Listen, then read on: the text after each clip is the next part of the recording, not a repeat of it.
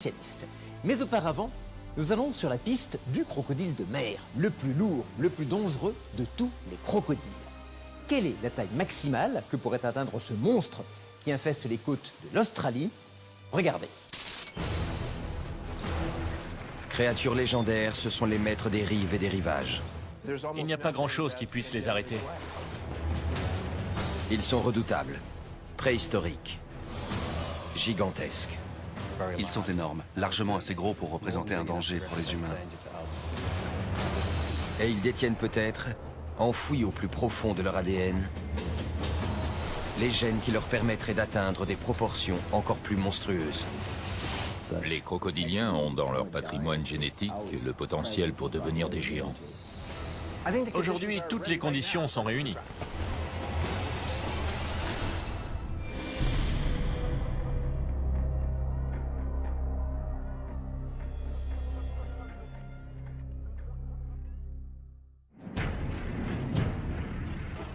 Il y a 65 millions d'années, un cataclysme anéantit la plupart des reptiles géants qui peuplent la Terre.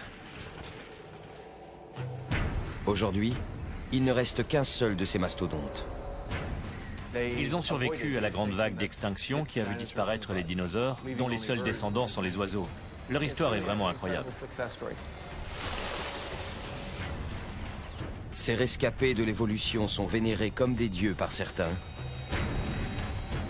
et considérés comme un véritable danger par d'autres. Ne sous-estimez jamais un crocodile dans l'eau. Si vous vous approchez trop, c'est fini pour vous.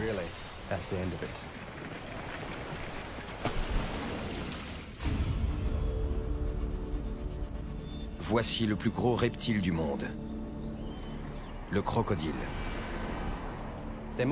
Ils ne sont pas aussi longs que certains serpents géants, mais ils sont beaucoup plus lourds. En fait, ce sont les plus gros reptiles qu'on peut trouver sur Terre. Ces géants préhistoriques peuvent atteindre des dimensions gigantesques. Pourtant, des fossiles montrent que leurs ancêtres étaient encore plus énormes. Il y a 100 millions d'années, il existait des crocodiles presque 2 fois plus longs et 4 à 5 fois plus lourds que les plus gros spécimens qu'on trouve aujourd'hui.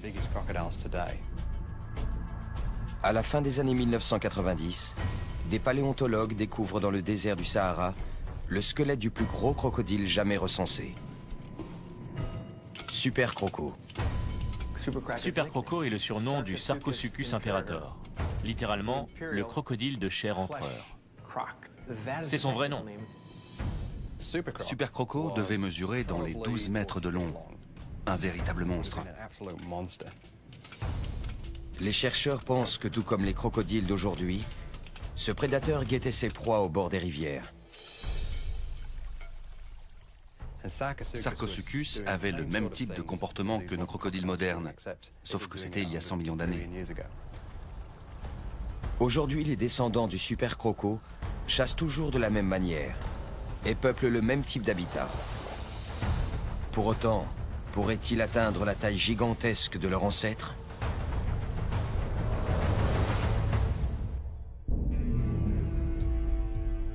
Darwin, territoire du Nord, Australie.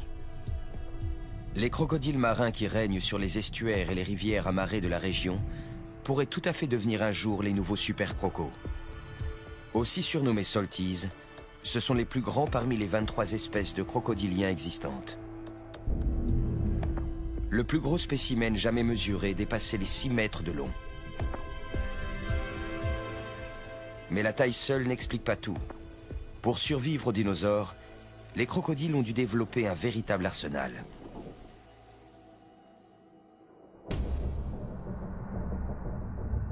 Les salties possèdent une peau épaisse, dont les écailles forment comme une armure.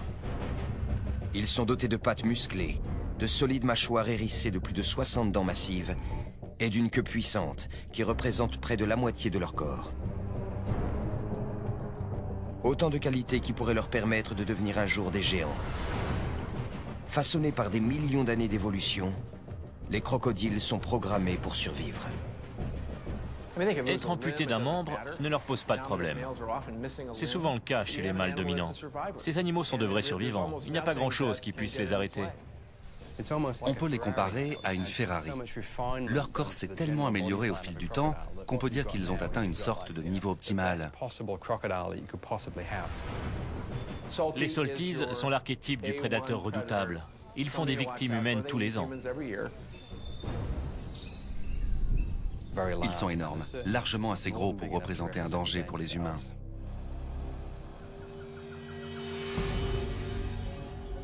Les cas d'attaques mortelles font régulièrement la une des médias. En 2009, près de Darwin, une petite fille de 11 ans disparaît alors qu'elle se baigne avec sa sœur et 2 camarades dans un marais surnommé la Jungle Noire. La police organise une battue et des hélicoptères survolent l'endroit. Le lendemain, son corps est retrouvé. Des traces de morsure indiquent qu'elle a été attaquée par un crocodile d'environ 3,50 m. Robbie Risk, spécialisé dans la capture de ces animaux, fait alors partie de l'équipe de recherche. Cet événement a provoqué beaucoup d'émotions. On a mis un jour à retrouver le corps. Et c'est vraiment le genre d'image qu'on n'a pas envie de garder en tête.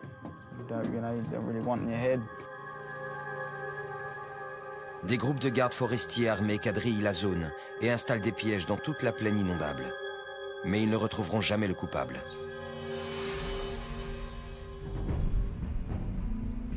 Si de telles attaques sont rares, les Salties font tout de même une demi-douzaine de victimes tous les ans. Les pouvoirs publics estiment que près de 150 000 crocodiles migrent depuis les rivières à marée de la région de Darwin vers les eaux de la ville elle-même. La particularité de cette ville, c'est qu'elle se situe en plein milieu d'un de leurs habitats naturels. Ces derniers gagnant peu à peu les zones urbaines et périurbaines, les cas d'attaques sur des humains pourraient bien se multiplier. La plupart de ces crocodiles marins se feraient tuer par leurs congénères s'ils ne quittaient pas les rivières à marée. Là-bas, il manque de nourriture et d'espace. C'est pour ça qu'ils remontent les côtes jusqu'à Darwin. On en trouve de plus en plus chaque année et il y a de plus en plus de risques de voir de nouveaux drames arriver.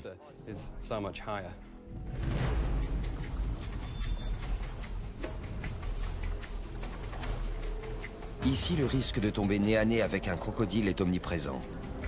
Mais il existe un phénomène encore plus dangereux. Des individus vicieux qui attaquent délibérément. Ces crocodiles n'ont pas un comportement normal et ils représentent un vrai danger. Ce sont souvent des animaux qui ont déjà réussi à attaquer quelqu'un. Ils comprennent à quel point c'est facile et ils essaient de recommencer. Contrairement aux autres, qui ont tendance à fuir les humains, eux vont les traquer. Ces crocodiles sont vicieux. Ils sont comme ça. Ils sautent vraiment sur tout ce qui bouge.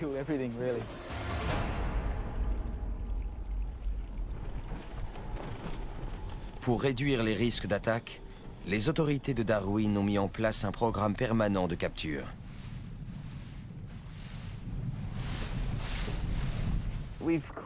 On a pris plus de 170 crocos cette année, contre 140 l'année dernière. Donc, oui, c'est pas mal. On va peut-être même battre notre record. Là, on vérifie les pièges et on remet des appâts. Robbie et ses collègues gèrent plus de 60 pièges mobiles. Ils remplacent les appâts et lorsqu'ils trouvent un crocodile, ils le sortent, le marquent et le mesurent. Le plus grand Saltie que Robbie ait jamais capturé mesurait plus de 4,50 m. Mais tous les crocodiles sont dangereux, quelle que soit leur taille. Un individu de 3-4 mètres peut vous briser le crâne. Quand on travaille avec des crocodiles, il ne faut surtout pas oublier ce dont ils sont capables. Si ça se passe mal, vous pouvez y laisser une main ou un bras, ou même la vie. Aujourd'hui, Robbie est accompagné d'Adam Britton, un spécialiste des crocodiles. Il recueille leur ADN pour dresser une carte génétique des Salties de Darwin. On prélève des échantillons sur les crocodiles qu'on capture dans le port. Ensuite, on les compare avec ceux qu'on va récolter sur toute la côte nord de l'Australie. On espère que ça nous permettra d'en savoir un peu plus sur l'origine des individus qu'on retrouve à Darwin. La carte d'Adam Britton permettra peut-être un jour de repérer où ces crocodiles géants se reproduisent. Mais pour l'instant, son but est de maintenir la paix entre les humains et les Salties, qui représentent un danger mortel. Ces recherches peuvent nous permettre de comprendre pourquoi ces animaux se déplacent. S'il y a un risque d'attaque, il faut essayer de le réduire. J'espère qu'on va trouver le moyen de sécuriser cette zone. Je pense que ça aiderait les gens à être plus tolérants avec les crocodiles qui vivent en bas de chez eux. Ça, c'est le piège numéro 2 du port de Darwin. Je tire. Voilà, je viens de le tester. Le croco rentre, et quand il tire sur le morceau de viande, ça actionne la porte. C'est tout. C'est un mécanisme tout simple. Et c'est très efficace. Allez, au suivant. L'équipe va vérifier le piège suivant. Il n'y a aucun moyen de prévoir la taille de leur prochaine prise.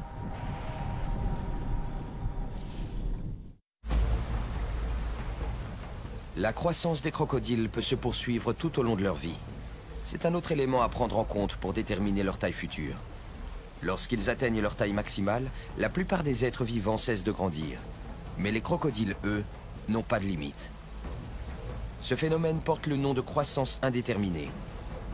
En captivité, les crocodiles ne rencontrent aucune difficulté pour survivre et se nourrir. Ils ont donc une meilleure espérance de vie et peuvent devenir plus gros que leurs congénères qui vivent à l'état sauvage. Ces animaux grandissent jusqu'à leur mort. Il est donc tout à fait possible qu'ils deviennent plus gros en captivité que dans des conditions naturelles. C'est à l'Alligator Farm de Sainte-Augustine, en Floride, qu'a vécu un des plus gros crocodiles marins jamais recensés. Les responsables du parc l'avaient baptisé Gomek. Mesurant plus de 5 mètres et pesant près d'1 tonne, Gomek était devenu l'attraction principale du parc animalier, et ses repas attiraient les foules. Aujourd'hui, un autre salty gigantesque du nom de Maximo a repris le flambeau. Il fait plus de 4,50 m et près de 550 kg. Il est très puissant.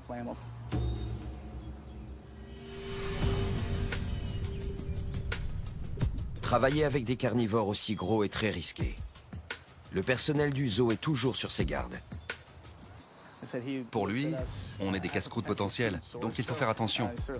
Il est d'une rapidité étonnante pour un animal de cette taille. On voit sa puissance quand il saute pour attraper un rat. Ça donne vraiment pas envie de s'approcher.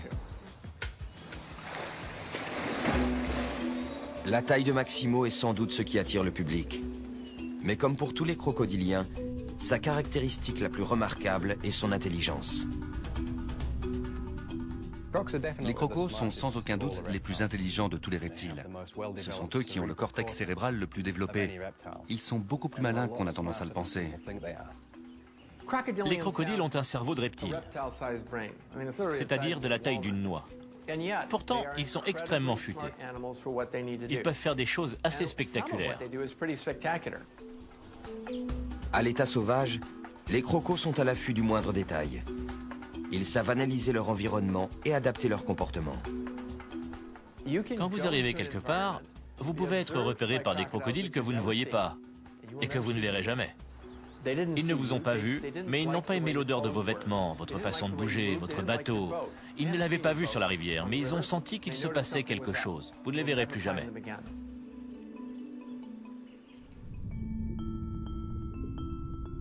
Ils sont également capables d'utiliser une certaine forme de mémoire. Un crocodile doit savoir quel est le meilleur endroit pour chasser jour après jour. Il ne peut pas se permettre d'agir au hasard. Il doit se souvenir et apprendre. En captivité, certains crocodiliens, comme Bomber, semblent capables de mener des raisonnements. Quand on lui touche le museau, il ouvre la gueule. Et si on jette de la nourriture, il la referme aussitôt.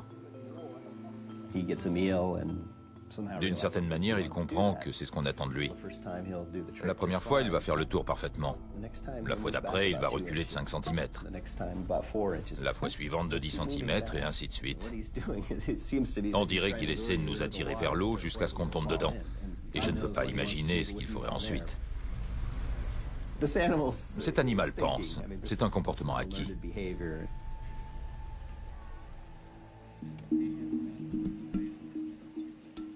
Ces survivants d'un autre âge ne sont donc pas uniquement mus par leur instinct.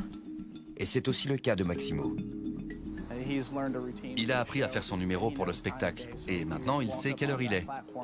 Donc si on vient sur la plateforme à 15 h, il commence à faire son tour. Il n'a vraiment pas mis longtemps à comprendre. On l'a habitué à un signal de 3 coups. Si par hasard on fait la même chose en marchant sur le ponton, il réagit. Il est beaucoup plus intelligent qu'on ne le pense. Énorme, malin, puissant et toujours en pleine croissance, à tout juste 40 ans, Maximo mesure 4,50 m pour 550 kg et peut encore grandir pendant plusieurs décennies. Jusqu'où ira-t-il? Seul le temps le dira.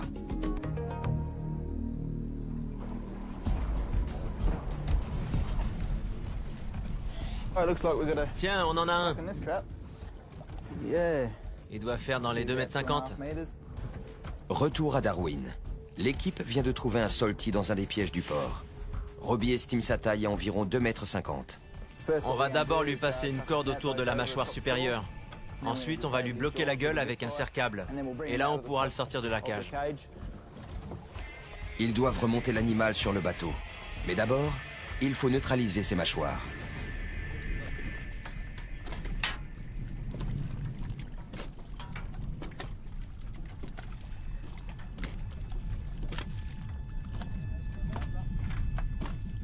Pour lui faire ouvrir la gueule, on lui touche le museau.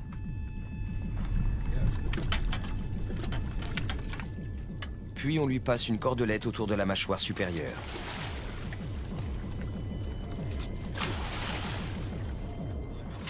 Mais le nœud reste coincé entre les dents de l'animal.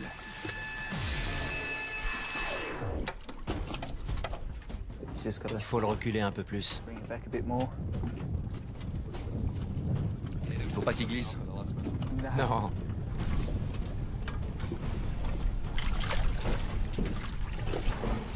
Ils réussissent enfin à faire passer la boucle au-delà des dents et à la positionner autour de la mâchoire. Maintenant, je vais monter sur le piège et lui bloquer les mâchoires avec un serre-câble. Le but est de ne pas avoir à trop s'approcher du croco. Moins il y a d'interaction entre lui et nous, moins il y a de risque de se blesser.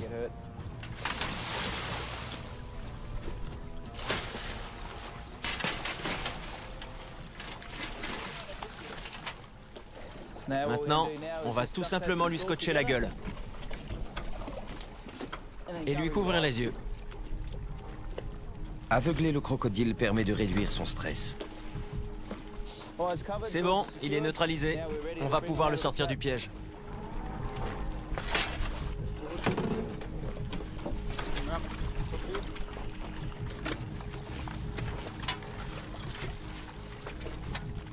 J'attache aussi ses pattes arrière, là où il a le plus de force.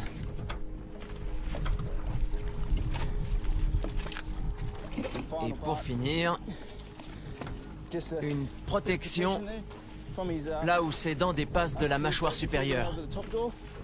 Comme ça, on ne risquera pas de se couper en le manipulant. Sans cela, même avec les mâchoires bloquées et attachées, au moindre coup de tête, le crocodile risquerait de les blesser avec ses longues dents.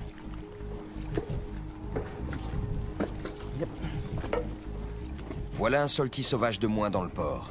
Robbie et son équipe l'embarquent. Superbe. Une fois le croco bien attaché, les hommes réinstallent le piège, y mettent un nouvel appât et continuent leur inspection.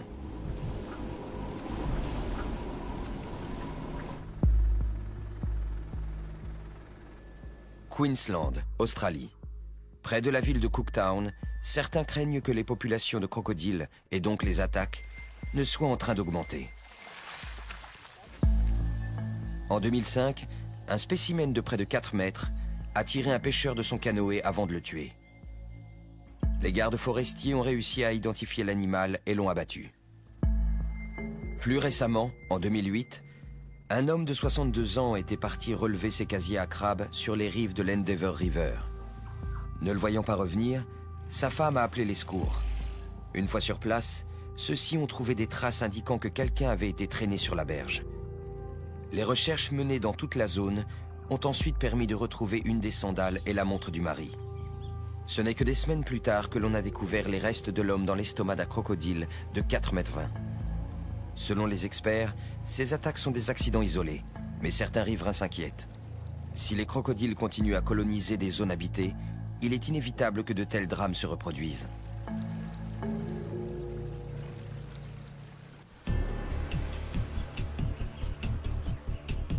En Floride, à l'Alligator Farm de Saint-Augustine, le biologiste Gregory Erickson étudie l'arme principale du prédateur, sa mâchoire. On essaie de comprendre comment ces animaux fonctionnent, comment leur musculature et la mécanique de leur mâchoire leur permettent de générer de telles forces de morsure, et quel rôle joue la forme et la taille de leurs dents. Ce sont des transducteurs. Quand l'animal mord cette partie, la pression est reçue par cet appareil qui a 4 capteurs. C'est comme un pèse-personne. Le signal est envoyé à un amplificateur de charge qui enregistre la force de morsure. Gregory Erickson règle d'abord le compteur spécialement conçu pour cet usage. Le compteur est rembourré avec du cuir pour ne pas abîmer les dents du crocodile. Dès qu'on touche l'une d'entre elles, il a le réflexe de claquer la gueule, et ce, le plus fort possible. Le système permet d'enregistrer instantanément cette force maximale. Je ne sais pas vraiment ce qu'il va faire. Le crocodile du Nil n'est pas un animal très commode.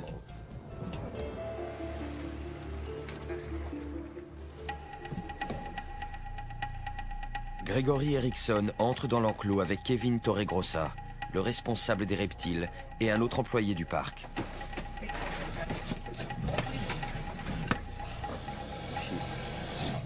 Il est furax.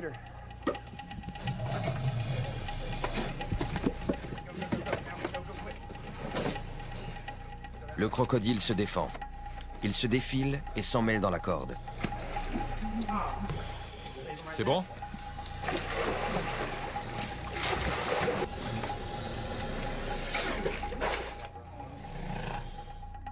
L'équipe parvient enfin à sortir l'animal de l'eau et à le poser sur la planche d'examen. On va l'attacher. Pendant que je lui appuie sur les mâchoires, tu vas aller lui maintenir sur la planche avec la perche. Et on va aller lui scotcher.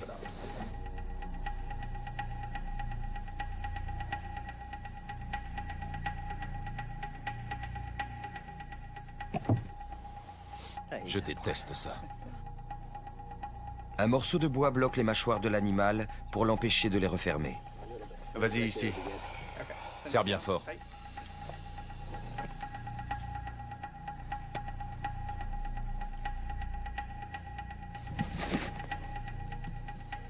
Je vais utiliser de la résine.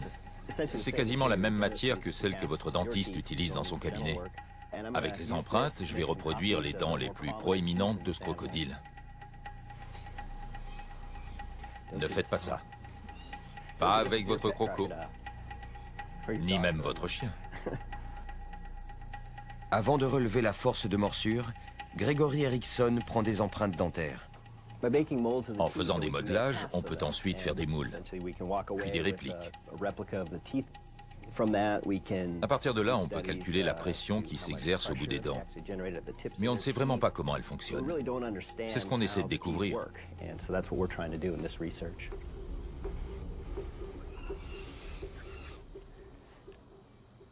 Je déteste faire ça. Ce n'est pas naturel de mettre la main dans la gueule d'un crocodile. Mais c'est pour la bonne cause. Dans 5 minutes, ça aura pris. Donc, on va très vite pouvoir libérer cet animal et le remettre à l'eau.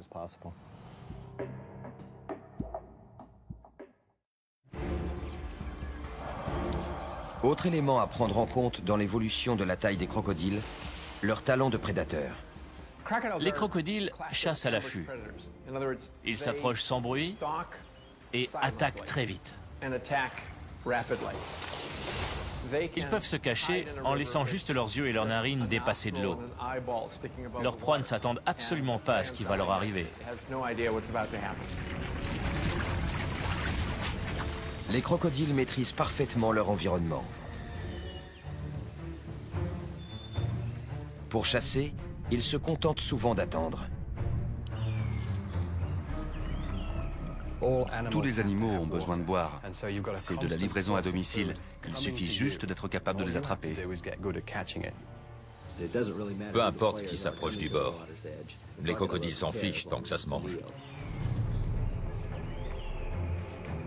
Seuls leurs yeux, leurs oreilles et leurs narines dépassent de l'eau.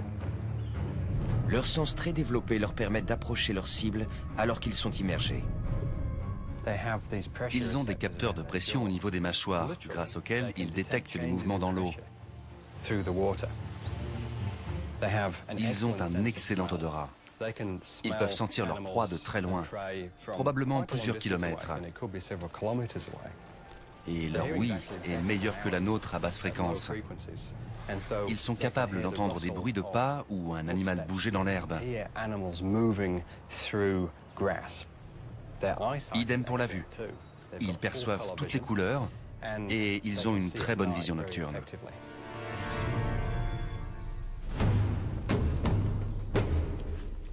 Une fois qu'ils ont repéré leur victime, les crocodiles s'approchent sans être vus, en se propulsant grâce à leur queue puissante.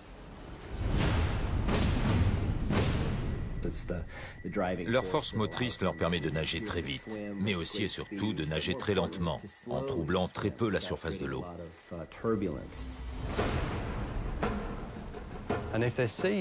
Quand ils voient un animal sur la berge, ils nagent sous l'eau un moment pour s'approcher. Puis ils remontent à la surface pour jeter un coup d'œil et évaluer la situation. Petit à petit, ils continuent à venir de plus en plus près. Tout ce qu'il faut, c'est que la proie s'approche suffisamment. Dès que c'est le cas, c'est fini pour elle.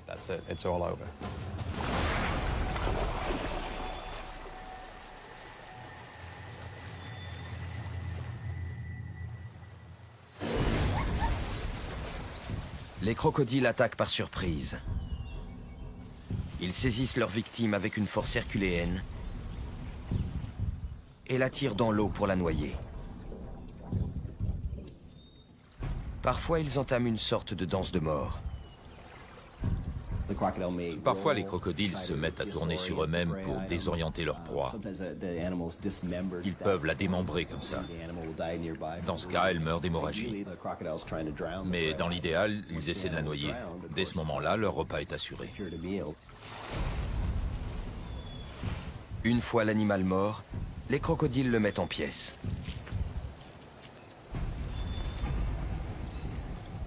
Ils donnent des coups de tête pour le déchiqueter. Ces animaux sont de véritables montagnes de muscles, avec juste ce qu'il faut de souplesse, notamment au niveau du cou. Leur armure s'interrompt à cet endroit-là, ce qui leur permet d'écarteler littéralement leur proie.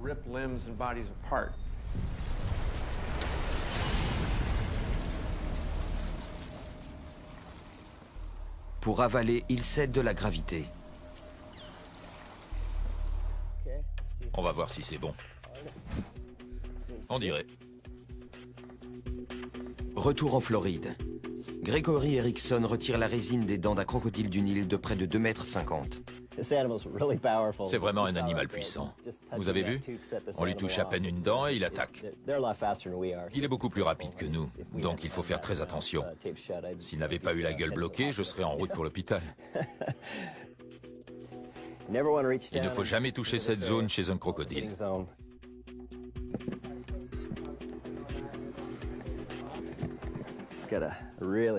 Voilà un très beau moulage des dents molariformes. On va les emporter au labo et fabriquer des répliques.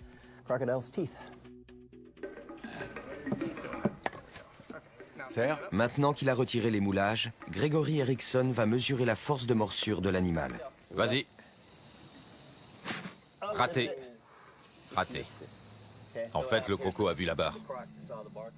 Il réessaie pour obtenir un impact plus direct. Bien. 170. Il commence un peu à fatiguer. On n'aura sûrement pas mieux.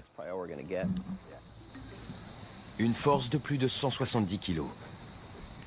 Avec toute son énergie, ce crocodile serait capable de faire encore plus. Et la puissance de sa morsure ne fera que croître avec lui.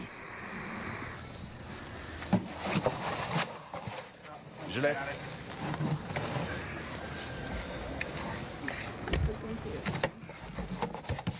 Laisse-le partir.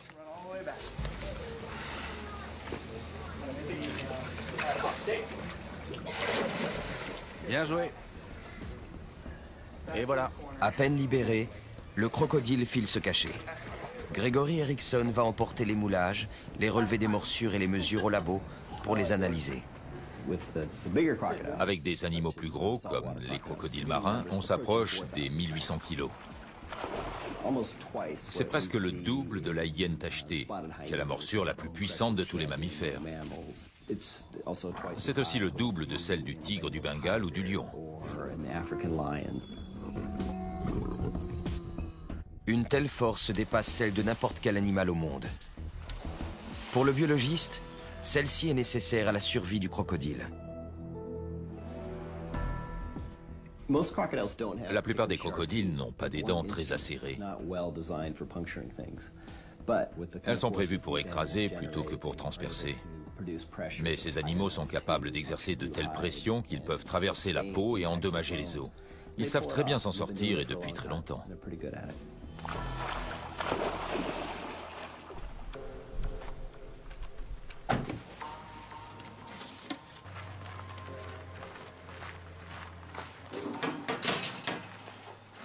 Retour à Darwin.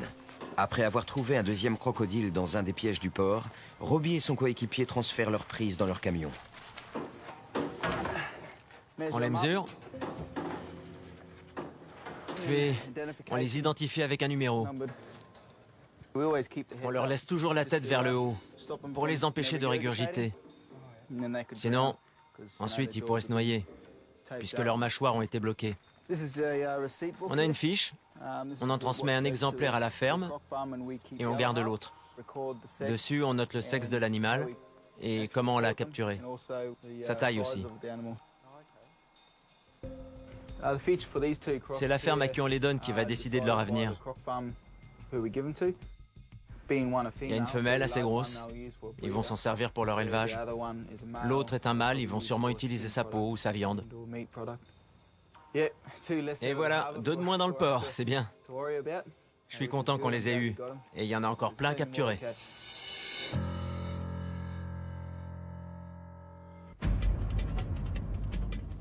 Un autre élément à prendre en compte pour déterminer l'évolution possible des crocodiles est leur capacité d'adaptation exceptionnelle.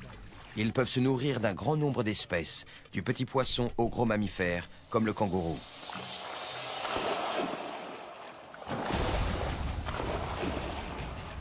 Ils peuvent manger des coquillages, des crustacés et même des insectes. Des poissons, des grenouilles, des tortues. Leur menu varie en fonction des opportunités et de la disponibilité des ressources, si celles-ci diminuent.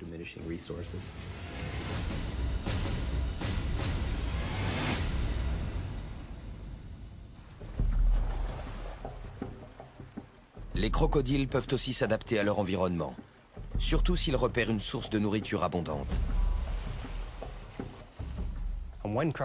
Quand un crocodile voit une occasion de chasser, il va revenir le lendemain. Si le cas se répète, il va encore revenir le surlendemain. Il va très vite retenir que c'est l'endroit où aller pour avoir une bonne chance de manger. Mais il y a mieux. Ces animaux sont capables de se repérer dans le temps. Par exemple, ils vont intégrer que telle espèce de poisson fait sa migration en septembre, ou telle espèce de mammifère en avril, et que c'est donc le meilleur moment pour les chasser. 15 jours avant, vous pouvez être certain de les voir eux-mêmes commencer à migrer vers la zone concernée. En l'absence de nourriture, les crocodiles peuvent passer des mois sans manger. Et quand ils rompent enfin leur jeûne, ils utilisent leur énergie de la manière la plus efficace possible en la consacrant à leur croissance. Cette formidable capacité d'adaptation leur a permis de survivre quand d'autres espèces se sont éteintes. Aujourd'hui, ce sont les derniers vrais gros reptiles existants sur Terre. Mais récemment, la mise au jour de fossiles a montré que par le passé, des crocodiles encore plus gros ont existé. Dans les années 1990, le paléontologue Paul Sereno et son équipe de chercheurs ont réalisé la découverte de toute une vie. Le Sarcosuchus imperator. Super croco. Il y a une quinzaine d'années, je suis allé dans le Sahara. C'était une expédition passionnante et très difficile à mener. C'était comme ouvrir la boîte de Pandore des dinosaures. Mais la vraie découverte, ça a été celle des crocodiles. Le tout premier os que j'ai trouvé appartenait à Super Croco. Ensuite, on a trouvé son crâne. Imaginez, tomber sur un crâne de plus d'1,80 m, plus grand que vous quand vous vous allongez à côté, et comprendre que c'est celui d'un crocodile. C'était incroyable. On n'en revenait pas.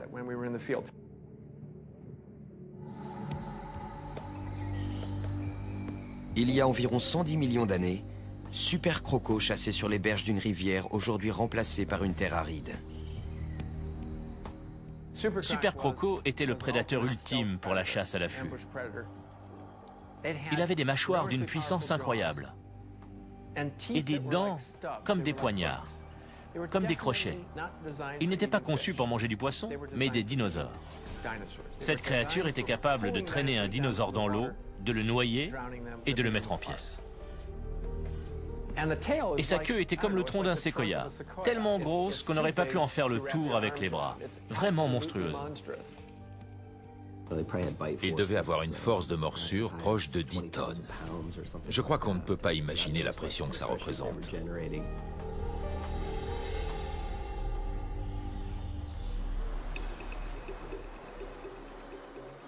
Dans son laboratoire de l'université de Chicago, Paul Sereno n'en finit pas de s'émerveiller devant le crâne fossilisé de Super Croco. C'est le crâne de crocodile géant le plus complet qu'on ait jamais trouvé. Il fait 1,80 m de long et pèse plus de 300 kg. Voilà l'arrière, et là ce sont les deux orbites. Elles sont un peu proéminentes. Ça c'est le museau avec cette grande ouverture pour les narines. Cet animal était un véritable arsenal de dents. Voilà la racine, et la partie foncée c'est la couronne, celle qui dépassait. C'était une dent de remplacement, donc elle était principalement à l'intérieur de la gencive. Quand on la place dans le crâne, on s'aperçoit que le museau était littéralement hérissé de dents. Il y en avait tout le long, de chaque côté. Elles étaient remplacées dès qu'elles étaient cassées ou usées. Rien qu'à partir de ça, on en sait beaucoup sur ce qu'ils mangeaient. Et ce n'était pas du poisson.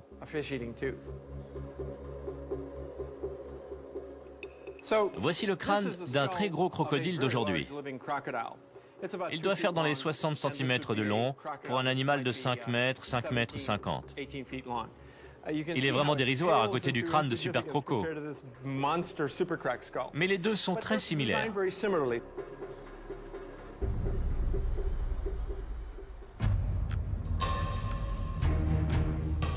Quelle taille faisait donc Super Croco? Il devait faire environ 2 fois la taille des plus gros crocodiles marins, et sûrement 10 fois leur poids.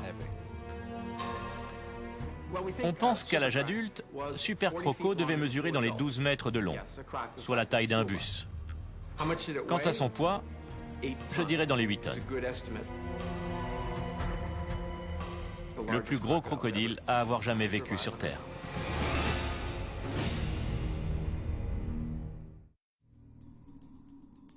En Australie, Robbie Risk et son coéquipier transportent 2 crocodiles marins du port de Darwin jusqu'à une ferme de crocodiles. Ils ont trouvé une maison. Oui, Belle bête. oui, une femelle et un mâle. Une femelle? Oui, Bonne nouvelle. on va les mettre dans l'enclos.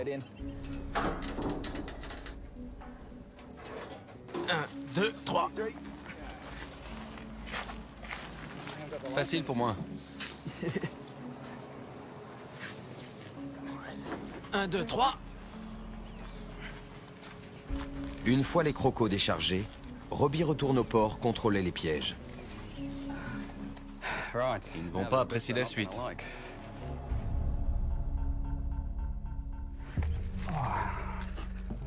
On y va. Je vais prélever un échantillon sur ce crocodile. Adam Britton espère trouver le matériel génétique nécessaire pour compléter sa carte de la population des crocodiles de Darwin. Même là, dans le cartilage, il y a du tissu génétique. Je vais utiliser une de ces aiguilles à biopsie pour prélever un petit morceau que je mettrai dans un flacon. Ensuite, on analysera le tissu pour voir si on peut déterminer d'où vient ce crocodile. C'est la première fois que je fais ça.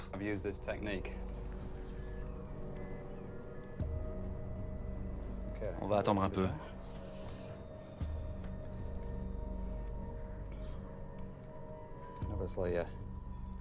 Bien sûr, ça doit piquer un peu, mais les crocodiles, ils ont la peau dure. Ça doit leur faire comme une piqûre de vaccin. Voilà l'échantillon.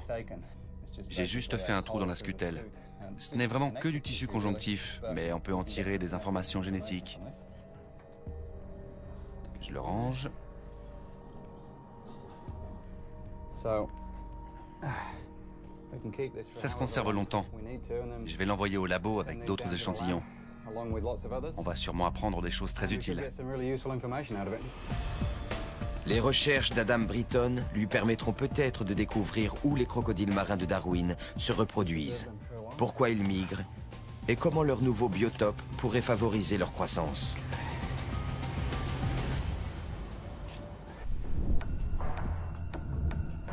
Avec leur physique à toute épreuve, leur art de la prédation, leur croissance indéterminée et leur incroyable adaptabilité, les crocodiles marins pourraient-ils être les super crocos de demain? Aujourd'hui, toutes les conditions sont réunies. Un climat chaud et un réseau fluvial suffisamment important pourraient abriter un crocodile géant. La température est un paramètre favorable. Ces animaux ont un métabolisme lent, mais si le climat se réchauffe, ils mangeront beaucoup plus et ça favorisera leur croissance.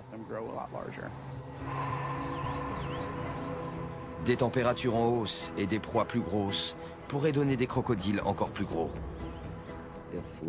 Si des proies de grande taille viennent près des rivières, il est possible et même probable que des crocodiles géants réapparaissent. Mais d'après les experts, l'élément essentiel pour devenir un super croco, c'est une longue adolescence. La croissance des super crocos ne commençait à ralentir que vers l'âge de 35 ou 40 ans. De nos jours, c'est entre 12 et 15 ans que ce ralentissement intervient. Les crocodiles géants atteignaient leur maturité très tard et vivaient beaucoup plus longtemps. Comment faisait-il pour atteindre 12 mètres de long? Est-ce qu'il grandissait plus vite ou sur une période plus longue? Réponse B. Ces géants grandissaient à un rythme similaire à celui des crocodiles d'aujourd'hui. Ils n'allaient pas forcément plus vite, mais leur adolescence durait plus longtemps.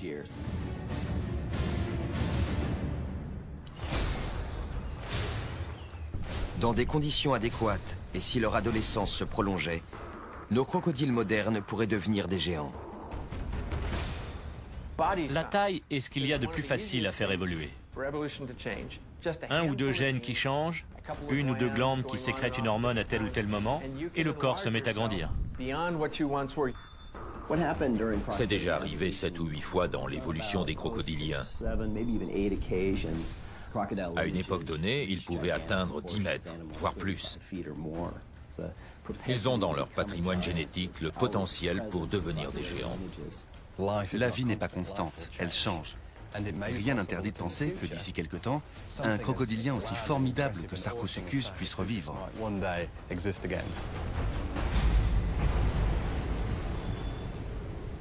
Alors, quelle est la limite?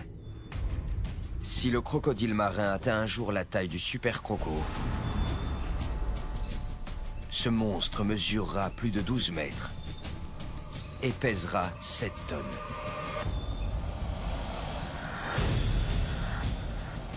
Sa queue mesurera près de 5 mètres de long, son crâne presque 2. Ses mâchoires hérissées de dents longues comme des pieux pourront exercer une pression de plus de 9 tonnes.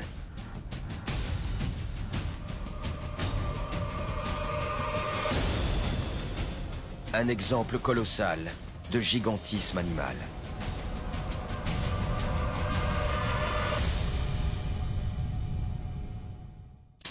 Quel monstre! Espérons que le crocodile de mer n'atteigne jamais cette taille. Aujourd'hui, l'espèce n'est pas menacée, elle est même protégée. Il en existe 200 000 à 300 000 individus en Asie du Sud-Est, qui constituent bien sûr, malheureusement, une menace permanente pour les pêcheurs et les baigneurs. La soirée continue avec un autre animal très impressionnant, le python. Marie-Annick, bonjour. Bonjour. Quel est ce serpent? C'est un python moulure albinos. C'est un garçon ou une fille? Il a quel âge? C'est un garçon et il a 10 ans. Est-ce qu'il va encore grandir? Oui, les serpents s'agrandissent toute leur vie. En général, les pythons, c'est des gros serpents et c'est des serpents qui peuvent aller de 8 à 10 mètres. 8 à 10 mètres? Ah oui. Pour un poids à peu près jusqu'à 120 kilos. Hein. 120 kilos. Oui. Alors ces pythons moulures, leur habitat naturel, c'est l'Asie du Sud-Est. Malheureusement, plusieurs spécimens ont été relâchés malencontreusement en Floride, où ils font des ravages, s'attaquant notamment à la nourriture des alligators. Nous allons partir sur leur trace, sur la trace également du python réticulé, le plus grand de tous les pythons. C'est un document impressionnant, regardez. Ce sont des monstres de légende.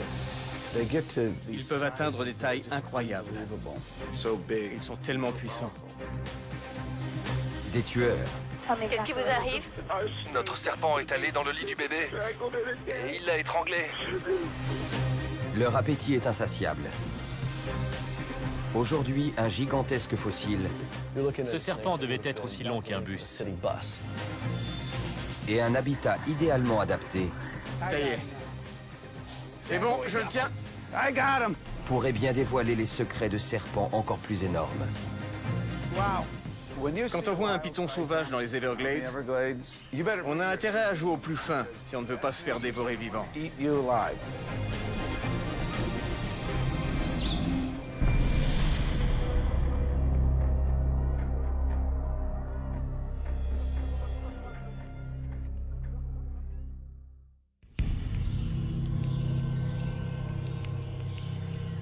Les anciens mythes évoquent des serpents géants, parfois capables d'engloutir un homme tout entier. Aujourd'hui, un reptile titanesque donne vie aux légendes. Ce redoutable prédateur est doté de puissants muscles constricteurs, d'une langue fourchue servant à traquer ses proies, et de dents incurvées conçues pour se planter solidement dans la chair. C'est l'un des plus grands reptiles carnivores de la planète. Le python.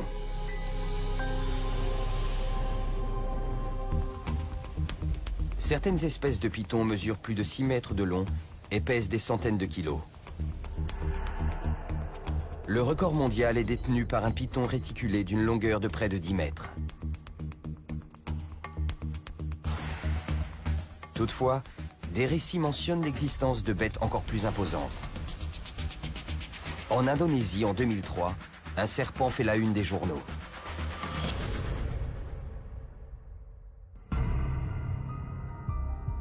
Des habitants affirment avoir capturé un python réticulé de 15 mètres de long et pesant plus de 450 kilos.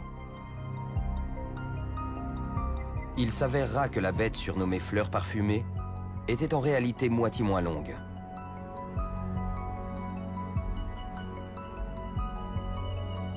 Beaucoup cependant s'interrogent.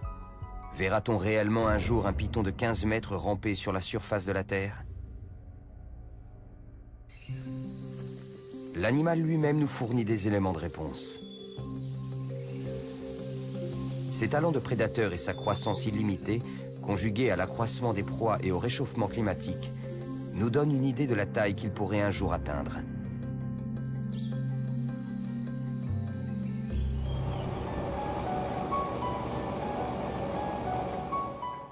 Nous sommes en Floride, dans les Everglades. Ici, au cœur de la plus grande région subtropicale des États-Unis, vit l'un des serpents les plus massifs de la planète, le python moulure.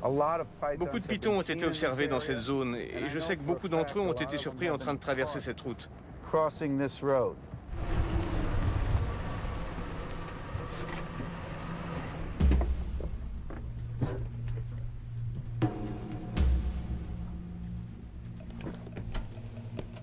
Joseph se gare et inspecte le bas-côté.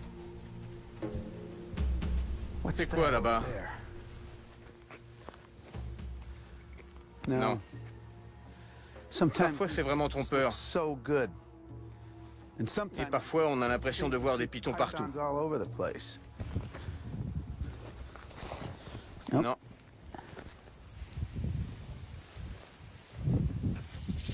Il y en a un!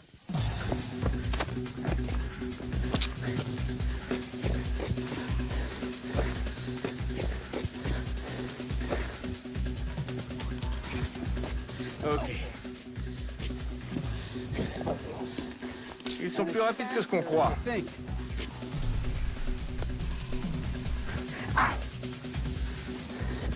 Il faut le maintenir dans un endroit dégagé. Voilà. On le tient. Presque.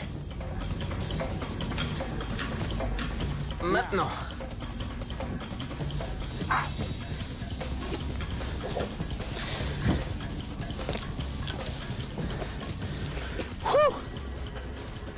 Allez. Et voilà, je le tiens. Waouh. Je vais souffler. Une minute. Je suis content. C'est pas... C'est pas tous les jours qu'on attrape un python de 3 mètres sur la route. Ils ont 4 rangées de dents en haut et 2 en bas. Les dents sont recourbées vers l'intérieur. Et quand on se fait mordre, ça fait mal, je peux vous le dire. Il a arraché un petit bout de mon jean. Et cette fois, je ne crois pas qu'il ait atteint ma jambe. J'ai de la chance. Croyez-moi, ces petites dents sont très acérées et elles se plantent très vite dans la peau. C'est pas marrant de se faire mordre par une de ces bestioles. C'est comme ça qu'il faut faire. Ok. On le tient. Maintenant, il va falloir que je l'enferme dans le sac. Ce qui est plus facile à dire qu'à faire.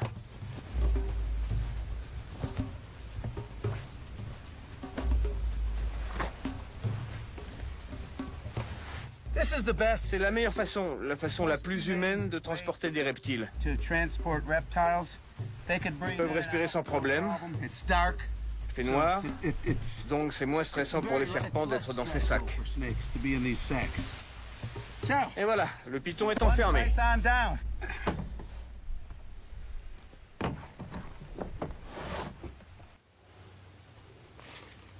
Joseph note le lieu de la capture et estime la taille du reptile. Approximativement 3 mètres. Puis il reprend la route à la recherche d'un spécimen encore plus gros. Pour bon nombre de gens, la prolifération de ces super prédateurs est inquiétante.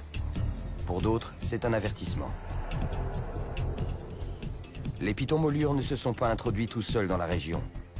D'après certains experts, ces envahisseurs sont d'anciens animaux de compagnie. Le python molure est devenu très populaire dans les années 90 parce qu'il y a eu des mutations génétiques. Il y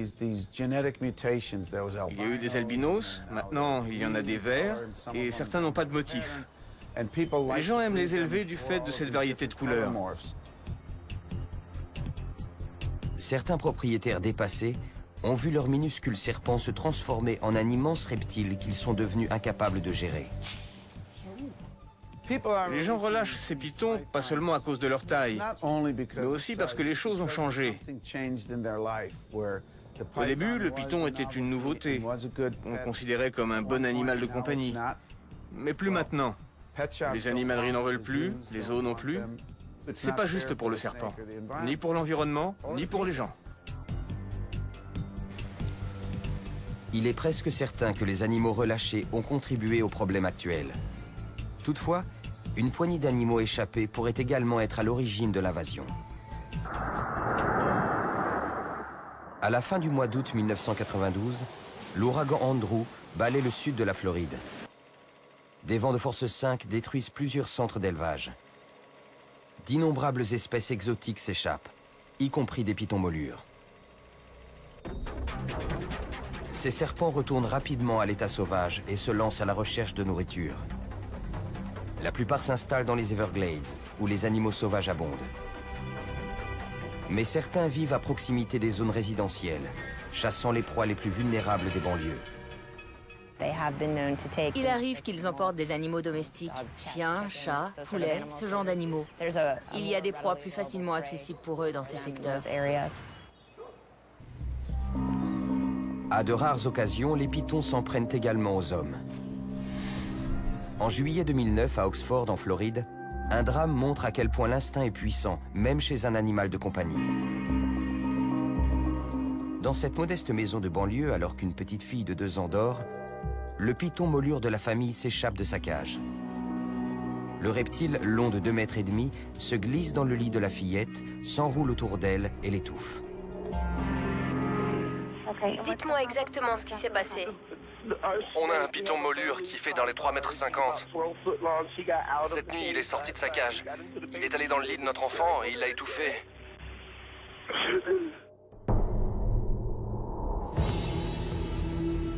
Le drame déclenche de vives réactions.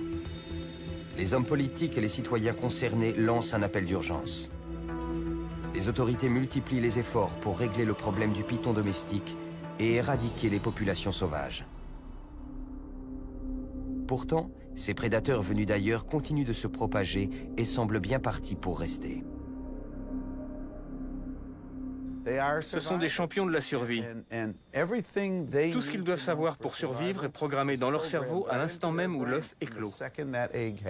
La survie est programmée dès le tout premier jour. Une femelle peut pondre une centaine d'œufs en une seule saison de ponte.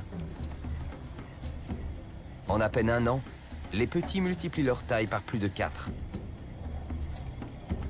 Lorsqu'ils atteignent environ 2 mètres, ces carnivores voraces sont de véritables machines à manger. Ils chassent presque tous les animaux vivants, des oiseaux blessés aux reptiles, en passant par des mammifères aussi gros que des cerfs. Ils mangent absolument tout ce qu'ils trouvent. Ils mangent, ils se gavent littéralement. Ce sont des chasseurs opportunistes. Ils ne savent pas toujours quand ils feront leur prochain repas. Et chaque fois qu'ils ont l'occasion de manger, ils mangent. Nouvel indice quant à la taille que le python pourrait atteindre, plus il mange, plus il grandit. Ses compétences de chasseur lui permettent de se nourrir et de grossir toujours plus. Le python pratique la chasse à l'affût. Sa technique la plus productive consiste à se cacher et à attendre. Une fois la proie à proximité, son camouflage lui permet d'effectuer une frappe éclair. Sa stratégie repose sur la furtivité, la surprise et un système de détection, notamment une peau et des muscles qui fonctionnent comme des sismographes. Ils sentent les vibrations. Quand une proie potentielle approche, elle déclenche instantanément ce mécanisme. Et quand l'animal s'approche suffisamment près du serpent, il frappe avec une vitesse et une force incroyables. Vous pouvez filmer toute la journée, mais il faut revoir la séquence au ralenti si vous voulez réellement voir le serpent saisir sa proie.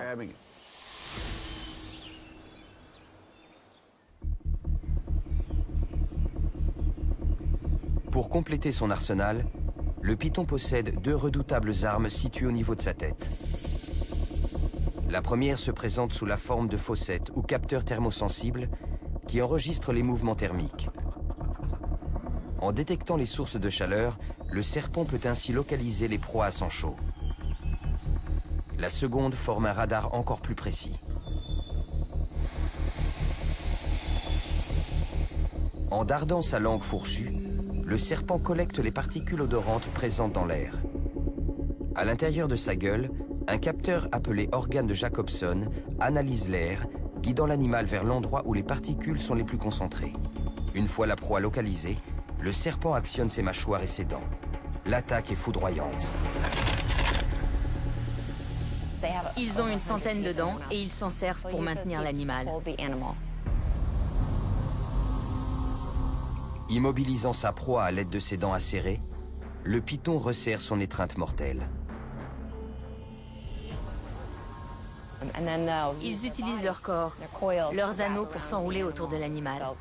Ils le serrent de plus en plus fort. Ils l'empêchent de respirer et l'étouffent. Ils empêchent aussi le sang de circuler. Puis, une fois qu'ils ont maîtrisé la proie, ils l'avalent tout rond.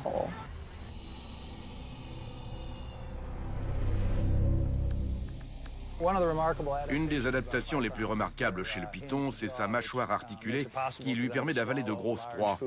Les serpents ne mâchent pas leur nourriture, ils gobent leur proie. Ses mâchoires inférieures et supérieures sont reliées par des ligaments élastiques qui lui permettent d'ouvrir sa gueule selon un angle de 180 degrés. Les os de la mâchoire inférieure se séparent et le serpent fait descendre progressivement la proie par un long effort de déglutition. Ce python peut avaler des proies 3 fois plus grosses que le diamètre de son corps. Une fois que l'animal est en bonne partie rentré dans sa gueule, il contracte ses muscles et le pousse vers son estomac, où se déroule tout le processus de digestion.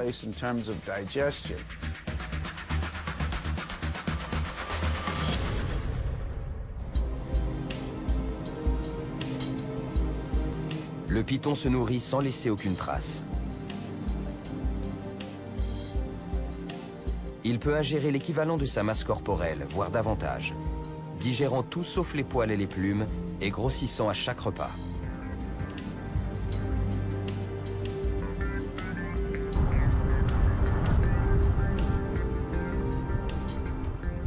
Sur les routes désertes bordant le parc national des Everglades, Joseph est reparti sur les traces du python molure. Il sait que les chances de capture augmentent au coucher du soleil. En général, les serpents se déplacent au crépuscule. Pendant les mois d'été, ils bougent plus souvent. Le crépuscule, c'est leur moment préféré, le moment de la journée où ils sont actifs. Et s'ils se déplacent d'est en ouest, ils vont traverser cette route. La route conserve la chaleur, et les serpents apprécient cette chaleur. Ils l'absorbent. Tout en poursuivant sa route, Joseph garde les yeux grands ouverts. Il ignore quelle sera la taille de la bête qui surgira dans la lumière de ses phares. Oh yeah, je le sens bien là.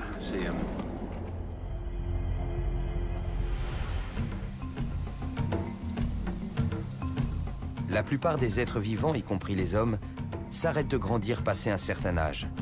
Le python, lui, continue de croître tout au long de sa vie.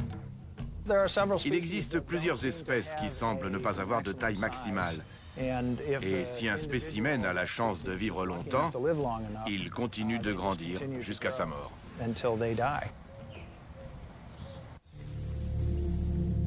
Connu sous le nom de croissance indéterminée, ce phénomène constitue un autre indice quant à la taille que le python pourrait bien atteindre. À l'état sauvage, il peut vivre jusqu'à 25 ans, grossissant d'année en année. En captivité, il peut vivre plus de 30 ans et atteindre une taille encore plus imposante.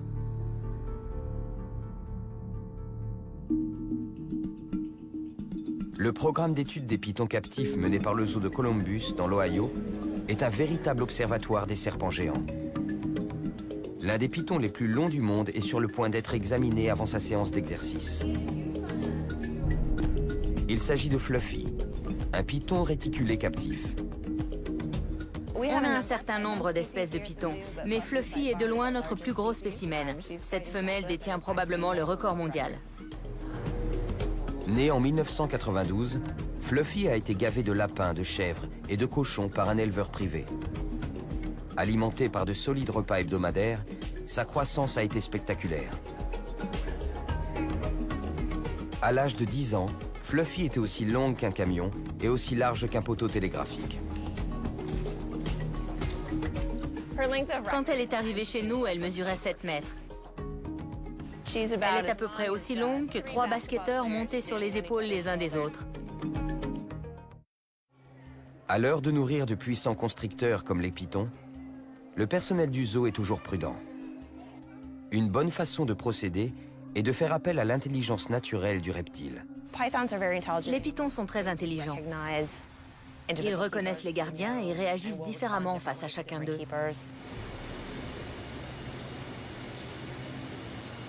On utilise un certain nombre de signaux quand on travaille avec Fluffy. Quand on doit nettoyer son enclos ou changer l'eau du bassin, on essaie de le faire en priorité le matin. Elle a l'habitude que ces activités se fassent à une certaine heure de la journée.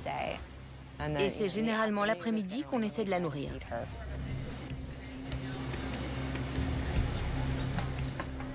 Malgré l'intelligence du python, le risque d'attaque surprise est toujours présent. On est très conscient du fait qu'il ne s'agit pas d'un animal domestique. Ça reste un animal sauvage. On la manipule toujours avec beaucoup de respect. Il faut avoir des gestes mesurés et ralentir nos mouvements. Le manque de précaution peut se révéler fatal. En 1997, au zoo Serpent Safari de Gurney, dans l'Illinois, le propriétaire Lou Dadano pénètre dans la cage d'un python de 7 mètres pour remplacer une ampoule. Une opération qui manque de lui coûter la vie.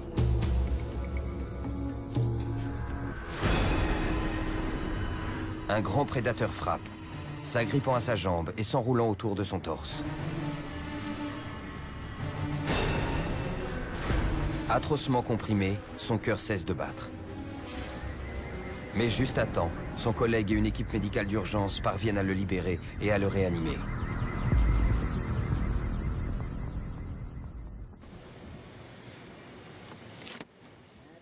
Ici, au zoo de Columbus, le personnel s'expose aux mêmes risques en manipulant Fluffy. Les gardiens travaillent toujours par équipe de 2. Pour des raisons de sécurité, il y a toujours une équipe de 3 personnes prêtes à intervenir chaque fois qu'on travaille avec cet animal, ce qu'on fait quotidiennement. Et quand on fait une séance d'exercice avec elle, il y a toujours au minimum 8 personnes qui nous prêtent main forte. En dehors des séances de nourrissage étroitement surveillées, Fluffy sort faire de l'exercice. Comme ses repas sont réguliers, elle n'a pas très envie de bouger. Donc on lui fait faire de l'exercice régulièrement, parce qu'on a peur qu'elle ne bouge pas assez. La taille de Fluffy rend les déplacements difficiles. Sa force fait d'elle un animal dangereux. Sous sa peau écailleuse, ses muscles puissants courent sur toute la longueur de son corps. Quand on la porte, on sent tous les muscles de son corps qui se plaquent contre nous, qui nous poussent. On les sent bouger d'un flanc à l'autre alors qu'elle essaie de reproduire les mouvements de reptation. Ses muscles sont très puissants et pourraient facilement nous soulever de terre quand on la manipule.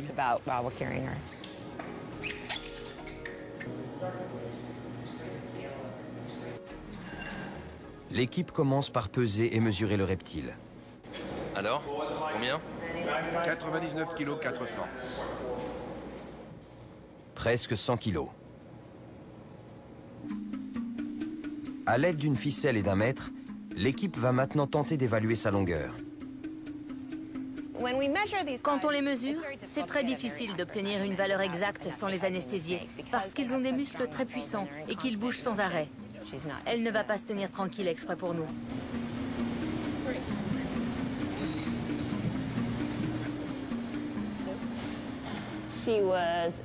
Elle mesure 6,12 m.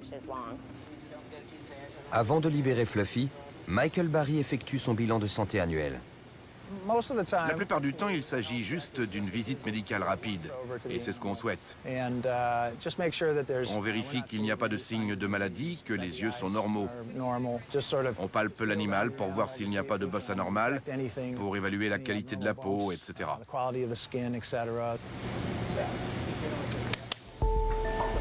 Tout va bien. Enfin, l'équipe lâche Fluffy dans l'enclos des éléphants. C'est un grand espace. Elle peut bouger. C'est aussi l'occasion pour elle d'apprendre. Il y a de nouvelles odeurs. Ce n'est pas tous les jours qu'elle sent l'odeur d'un éléphant. Donc ça lui fait quelque chose à découvrir. Plus on lui fait faire de l'exercice, mieux c'est. C'est bon pour elle et pour son cœur, comme ça l'est pour nous. À tout juste 18 ans, Fluffy mesure plus de 6 mètres. En captivité, elle peut continuer à se développer pendant 10 ans, voire davantage, jusqu'à battre le record de taille mondiale. Pour l'heure, le personnel du zoo ne peut qu'essayer de deviner la taille qu'elle atteindra un jour.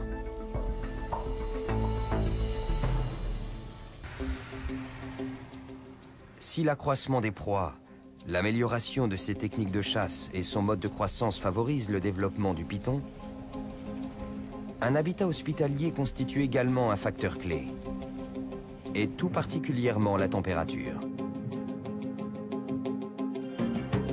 Pour les serpents, température et taille sont inextricablement liées.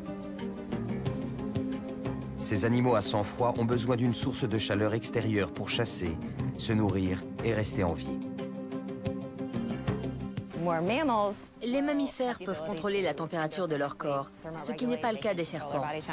Ils régulent leur température en fonction de l'environnement extérieur. L'équation est simple, mais offre un indice quant à la taille que peut atteindre le python. Pour permettre une croissance optimale, l'environnement du reptile doit rester chaud en permanence. Si la température corporelle du serpent descend trop bas, celui-ci peut mourir.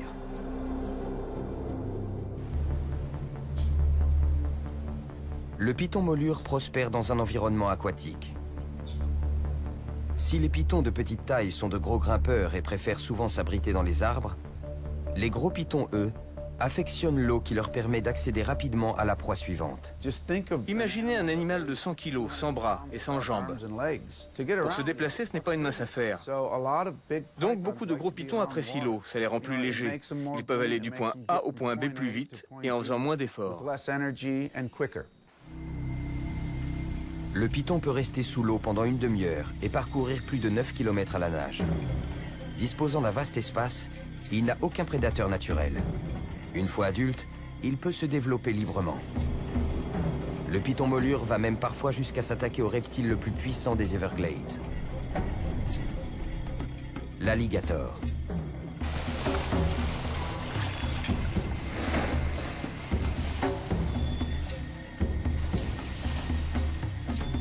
Comme le révèle cette séquence, l'alligator est probablement le seul animal capable de repousser les assauts d'un python.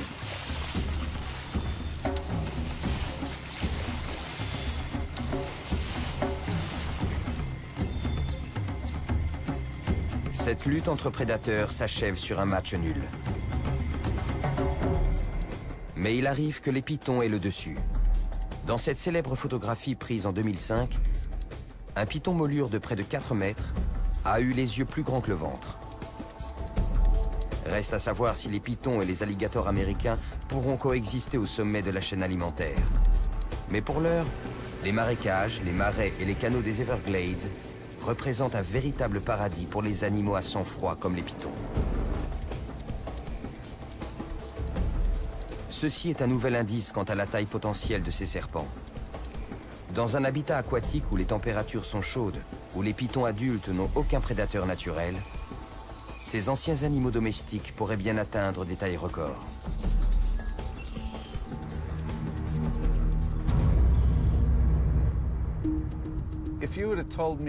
Si vous m'aviez dit il y a seulement 10 ans, je vous emmène chercher des pythons sur la route, je vous aurais pris pour un fou. Et voilà où j'en suis aujourd'hui. Croyez-moi, un serpent de 3,50 m qui traverse la route, c'est le spectacle le plus étonnant que vous ayez jamais vu. Une nuit, sur le sentier de Tamiami, j'ai attrapé 100 serpents, en une seule nuit. Ah, je vois des choses bouger.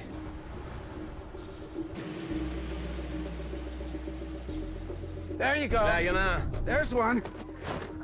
Wait. Attends, il faut que je... Wait. This is not il n'est pas content. Snake. Je vais l'avoir à l'usure.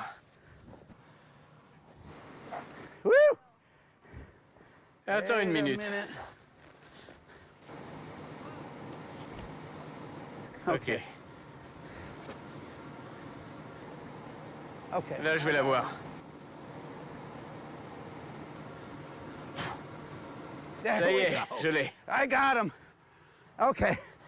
That's about 7. Il fait dans les 2,20 m, 2,40 m. Wait. Okay. Woo! Let me Attendez, je sors mon sac. Wow. Donc oui, c'est bien un python moulure sauvage. Vous voyez, les dents sont recourbées vers l'intérieur. Il ne faut pas se faire mordre. Bon alors. On avait bien calculé, le timing est parfait. J'étais au bon endroit, au bon moment. Le serpent était au rendez-vous. Maintenant, il faut que je fasse le relevé des coordonnées GPS pour nos archives.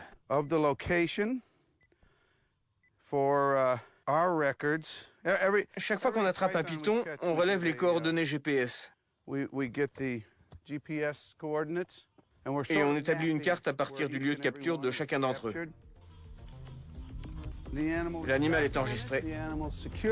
Le sac est bien fermé, tout est parfait. Je crois qu'il est plus proche des 2,40 m. J'en ai déjà attrapé qui faisait plus de 4 mètres. Celui-là, quand il mord, ça doit faire mal. Heureusement, j'y ai échappé.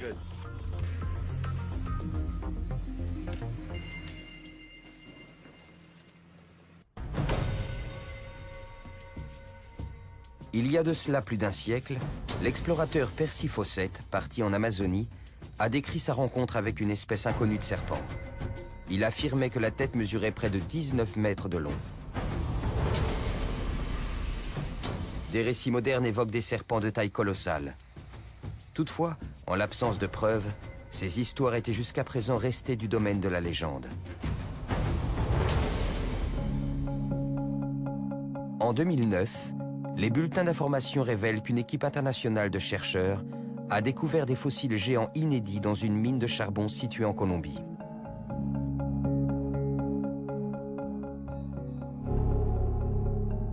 Ces vestiges préhistoriques sont ceux du serpent le plus gigantesque qui ait jamais existé à la surface de la Terre.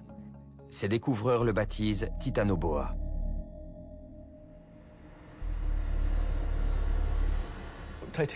Titanoboa est un boa constrictor géant qui vivait en Amérique du Sud il y a environ 60 millions d'années.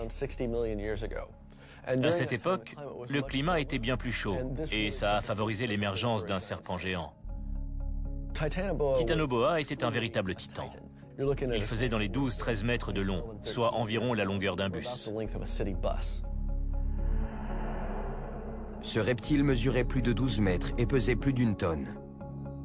Cette remarquable découverte change radicalement nos références en matière de taille de serpent. Il devait peser dans les 1100-1200 kilos, soit à peu près autant qu'un bison. Cet animal devait tout dominer dans son environnement. Il était extrêmement puissant. Titanoboa est venu chambouler nos repères. C'est le plus grand serpent connu. Mais après avoir découvert un tel reptile, on peut se demander si on ne va pas en trouver d'autres encore plus gros. Titanoboa, c'est seulement une découverte dans une localité. Et il y a tellement de choses qu'on ignore sur le registre fossile des serpents et des lézards. On croit aujourd'hui qu'on ne trouvera pas plus gros. Mais n'est-ce pas une erreur? On affirme que c'est le plus grand serpent qui puisse exister et qui sait, dans quelques années, on trouvera peut-être un serpent de 15 ou 16 mètres. Les pythons actuels sont plus petits que Titanoboa. Pourtant, en présence de conditions favorables, il n'est guère difficile d'imaginer d'immenses serpents à l'affût dans les Everglades.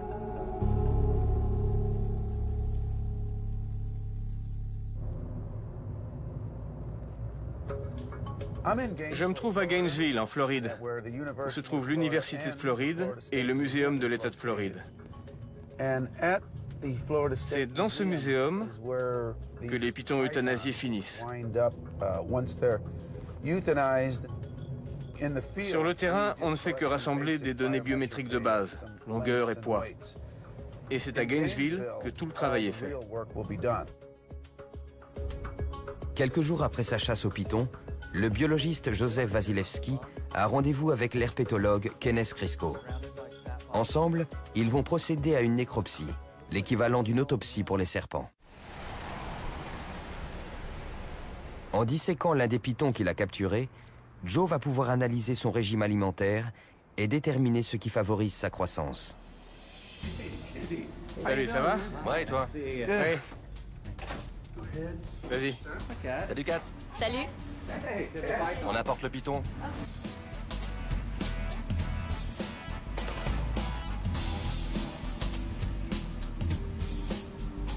C'est un python molure. Beau serpent. Il est pas mal du tout. Aidés de l'assistance de Kenneth, les deux hommes déplient le reptile. Mesurons d'abord la longueur museau-cloaque. Une telle mesure permet d'évaluer sa catégorie de taille et d'estimer son âge. On a donc 220 cm entre le museau et le cloaque. Tu retiens? Oui. Donc 220 cm. Et combien fait la queue? Environ 33 cm pour la queue. Donc 220 plus 33, ça fait plus de 2,50 m en tout. Joli serpent. Ce spécimen de 2,50 m est un jeune adulte, tout juste assez âgé et assez gros pour se reproduire. On va commencer par pratiquer une incision là. Voilà. On descend le long des écailles ventrales. Puis on va ouvrir le corps pour examiner le contenu stomacal. Chez le python molure, pour qu'un nouveau-né se transforme en adulte et atteigne une taille respectable, il faut qu'il ingurgite des centaines, voire des milliers de proies. Il y a beaucoup de tissu adipeux.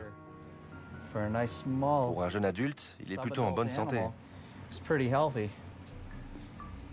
Là, c'est le foie. En dessous, la matière spongieuse, là, c'est le poumon.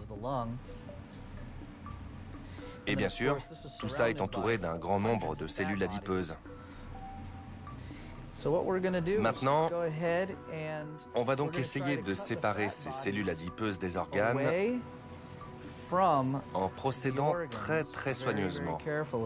Ça va nous permettre d'accéder directement à l'estomac et à l'intestin. Les voilà. Ah ouais.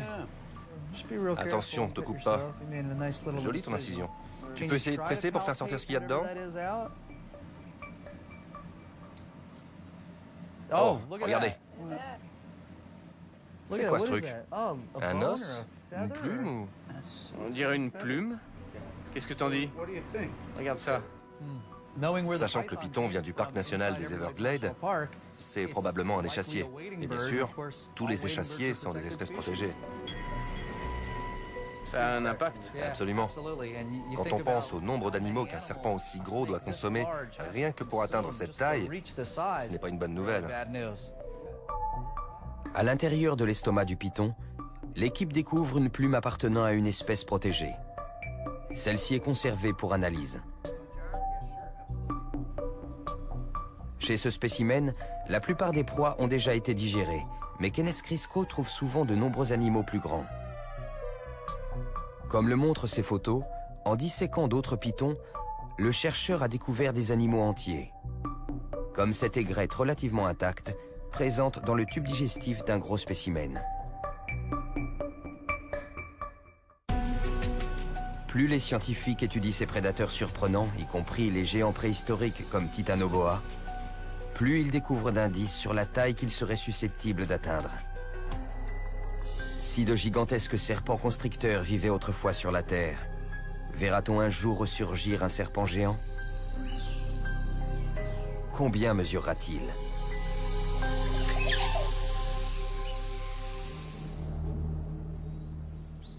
Si les serpents géants d'aujourd'hui deviennent encore plus grands, encore plus gigantesques, ce sera dû à l'environnement et à l'époque. Pour qu'un serpent devienne vraiment gros, il lui faut une température optimale, dans les 30 degrés. Vous prenez de grosses proies, vous veillez à ce qu'elles soient abondantes, et vous placez l'animal dans un environnement très chaud.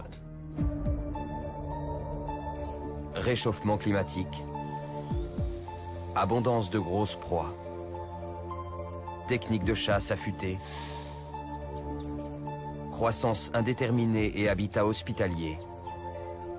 Autant de facteurs qui favorisent la croissance du python et pourrait bien un jour faire naître un véritable monstre de légende. On risque de voir des pythons géants apparaître un jour dans les Everglades. Certains se demandent si un immense serpent ne s'y trouverait pas déjà. Vous savez, le monde est plus petit qu'il ne l'était il y a un siècle. La plupart des terres ont été explorées, mais pas toutes. Je suis allé à certains endroits où l'homme civilisé nous vend les pieds. Un serpent géant s'y trouve peut-être. Quelle taille ce serpent atteindra-t-il?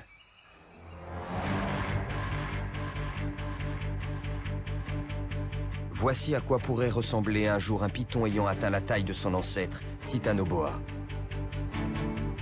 Une bête rampante de la taille d'un bus de ramassage scolaire. Mesurant près de 13 mètres et pesant plus de 1100 kilos. Un dos arrivant à hauteur des hanches d'un homme. Un corps plus large qu'une porte. Des mâchoires béantes. Tel pourrait être le python.